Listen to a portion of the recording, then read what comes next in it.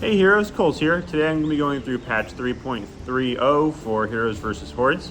I am out on vacation with my family and it's a little bit of a different setup here. And sorry for the birds in the background. I'm out on the deck trying to get at least away from my kids so they don't interrupt for 10 minutes. The big thing with 3.3 is that they haven't reverted the Warlord change. So that was the one thing that I think everyone was hoping to see, was that like some kind of revert on the Warlord, like halfway up. A little bit more, no. They're definitely working on balancing around endgame content, like boss brawl, nightmare mode, and maybe there's something new in the works because I keep alluding to it.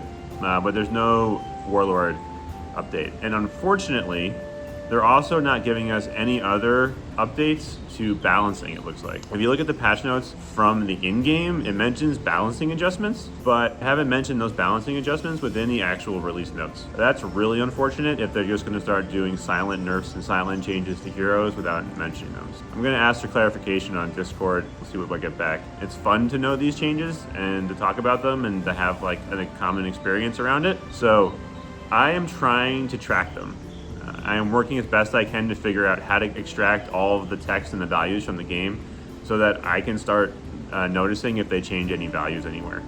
If anybody can help me figure out how to extract the core like damage values and text values, I will set up a process so that each patch notes I will monitor changes and diffs in them. When I get the release notes, I'm going to keep an eye on good heroes basically and see if there's any noticeable changes in them. So I'm going to screenshot before the patch, be like what I think are the top 10-15 heroes, and at least track their skills and their forges, and then go from there. And so now on to the actual patch notes. That's the background.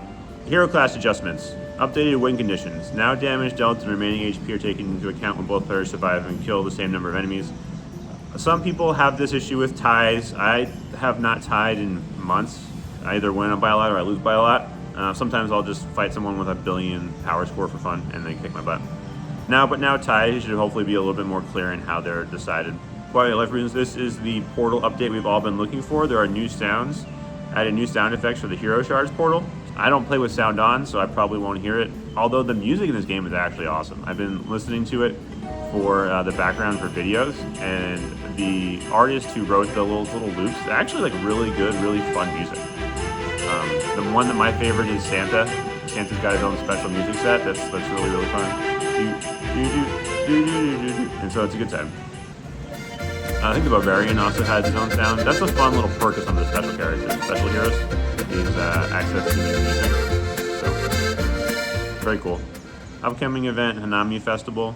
Hanami is the Japanese cherry blossom celebration, is coming. Get ready for a themed event to celebrate the season. The Leprechaun Dice event is ho-hum. That was fine. I ended up getting the pitchfork from the Farm Bonanza. I really like mining events. 3,000 gems, you can get the weapon.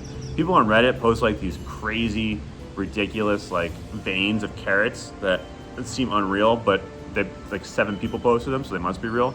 For 3,000 gems, I ended up getting like 1,200 total carrots. That was good for the pitchfork plus extras.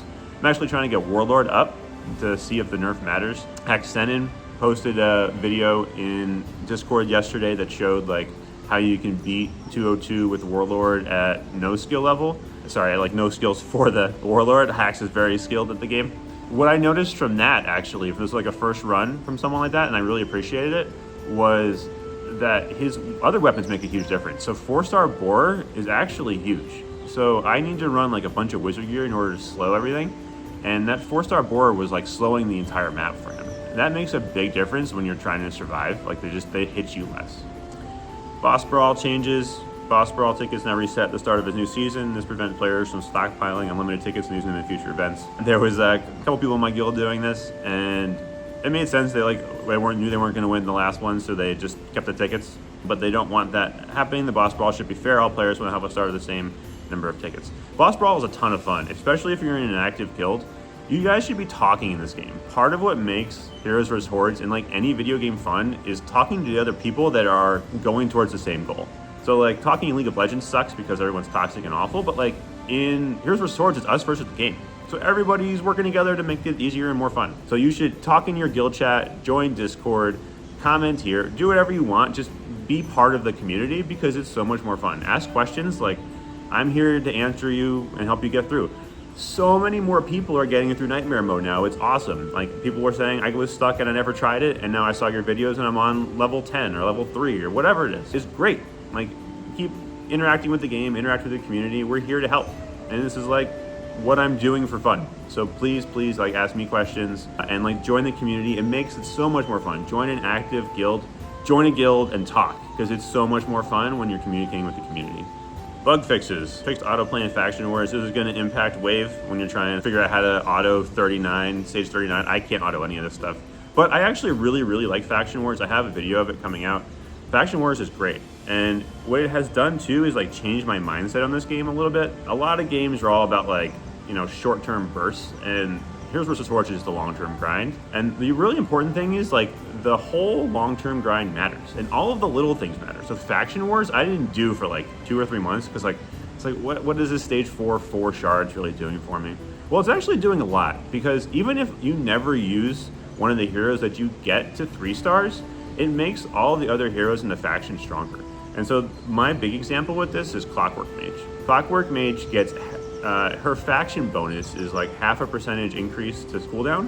So if you get, like, let's say, I don't know, the Tinker up to star level 3, that's a 1.5% cooldown to everyone in the same faction. And that's huge. That's a jewel. That's like a jewel in a quarter space. And so I've now started putting much more emphasis on the long-term grind and how every aspect of the long-term grind matters. Even things like Faction Wars and getting the heroes that you don't use up to 3 stars is going to help the heroes that you do use.